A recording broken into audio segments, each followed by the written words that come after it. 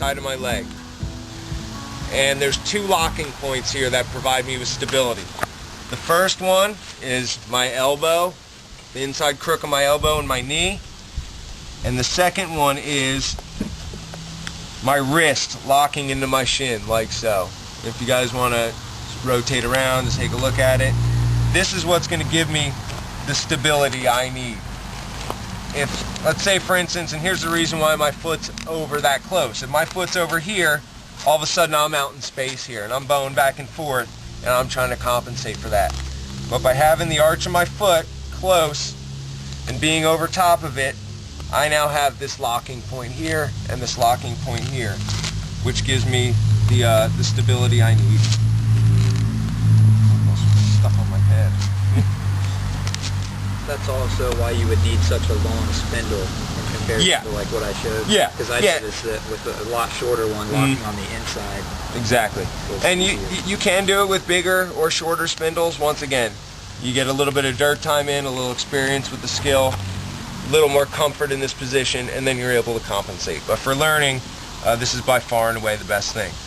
Another key I want is I want my fireboard to be flat on the ground. I want it to be as flat on the ground as possible. The reason being is I'm trying to drill a hole straight down in.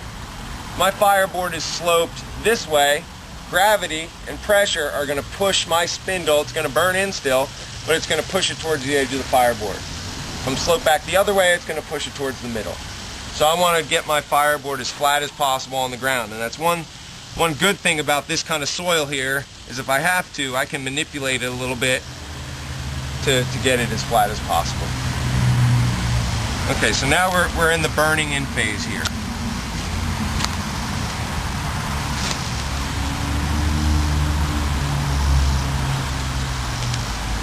So arch my foot goes over,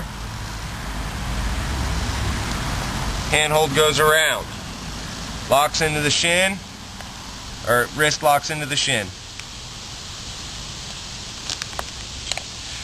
And I'm ready to start. Now in this phase, I'm just burning in. Now a couple keys with this. I want to keep my spindle straight up and down. People tend to say, oh, is my spindle straight up and down? And they lean over to look, which makes their spindle not straight up and down.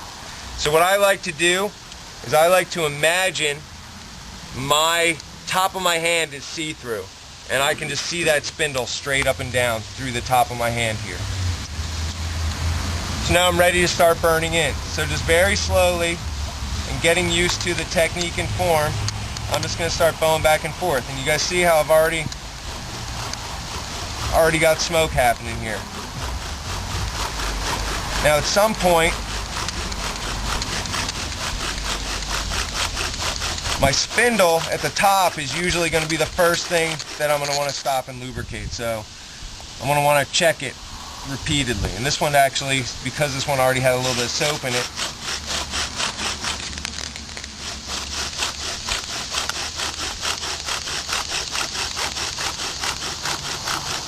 there we go. Okay, so at this point, see how I've burned into the full diameter of the spindle?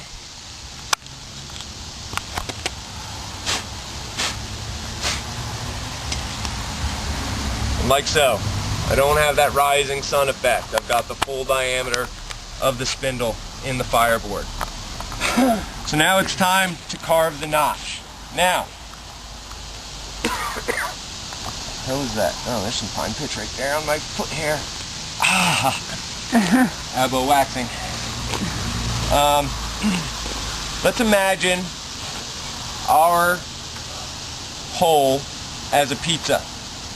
I want my notch to be one slice of pizza, an eighth of a pie. Unless you go to some weird pizza place in Cincinnati where they cut your pizza into squares. They don't understand, but except for Northside. So I want 1/8 of a pizza. And I want the point of my notch to go just shy of the center. So 1/8 of a pie, just shy of center. You have the cattail. Can I have some of that? Hey Jade, let's steal some of your shaving too. Just a little bit.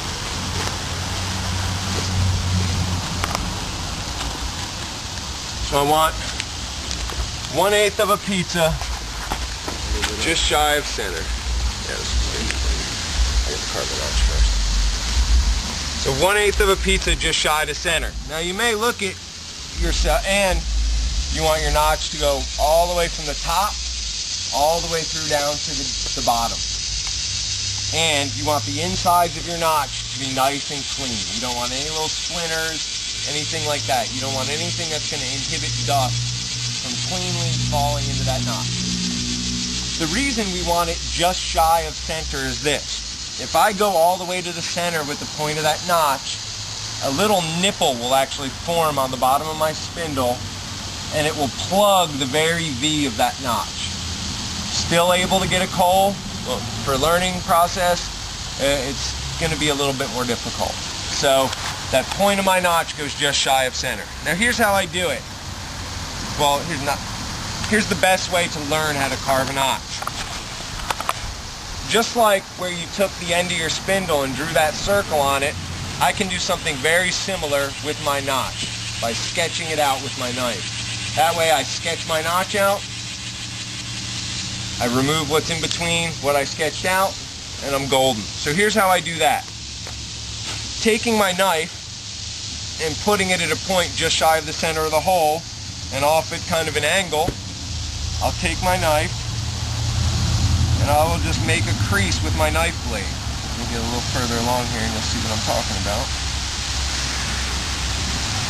So right there I've got a little V, right? You'll see I've just made a little crease with my knife. Yeah. So now I want to continue this. So then lining it up with the crease at the edge, I'll flip it up on its side and I'll crease down like so.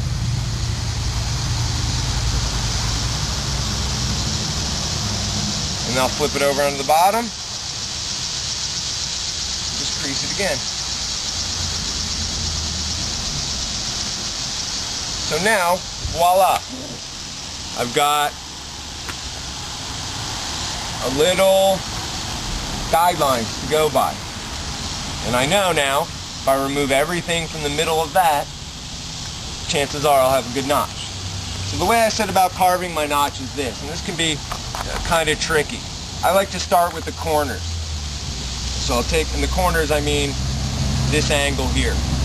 So I'll take my knife and I'll angle it in towards the middle like so. Once again, be very careful. A lot of people cut themselves in this phase. So I'll start at that corner, go there, start at that corner.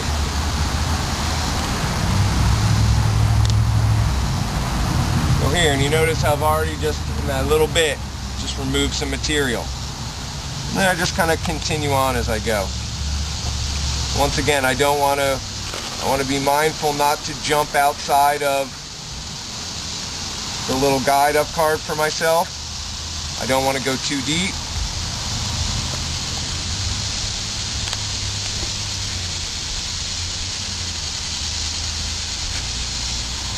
Now, why do we want our notch to be 1/8 of a pizza? Or should I say this? I'll say this first. If you think that with a piece of stone you're going to get a nice clean V notch in a fireboard, you're insane.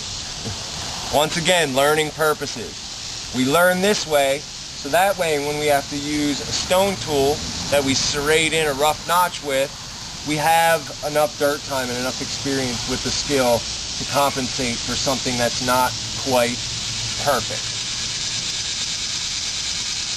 So why do we want our notch to be 1/8 of a pizza pie?